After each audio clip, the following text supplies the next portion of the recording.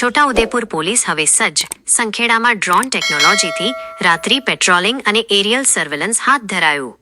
ગુજરાત સરકારની પોલીસ આધુનિકીકરણ યોજના વર્ષ 2025થી 26 અંતર્ગત છોટાઉદેપુર જિલ્લાને ફાળવવામાં આવેલા આધુનિક ડ્રોનનો ઉપયોગ હવે ગુનાખોરી ડામવા માટે શરૂ કરી દેવામાં આવ્યો છે.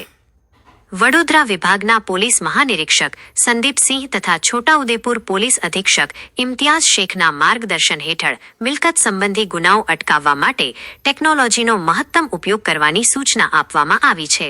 જેના ભાગરૂપે લોકલ ક્રાઇમ બ્રાન્ચના પોલીસ ઇન્સ્પેક્ટર એમ.એફ. ડામોર અને તેમની ટીમ તેમજ સંખેડા પોલીસ સ્ટેશનના અધિકારી કર્મચારીઓ દ્વારા સંખેડા વિસ્તારમાં સઘન ચેકિંગ હાથ ધરવામાં આવ્યું હતું. આ કામગીરી દરમિયાન સંખેડા બસ સ્ટેશન, રહેણાંક વિસ્તારો અને ગીચ વસ્તી ધરાવતા વિસ્તારોમાં ડ્રોન દ્વારા એરિયલ સર્વેલન્સ કરવામાં આવ્યું હતું.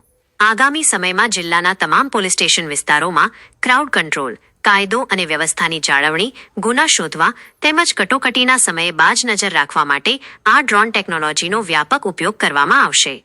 પોલીસના આ આધુનિક અભિગમથી ગુનેગારોમાં ફફડાટ વ્યાપી ગયો છે અને સ્થાનિક પ્રજામાં સુરક્ષાનો અહેસાસ વધુ મજબૂત બન્યો છે.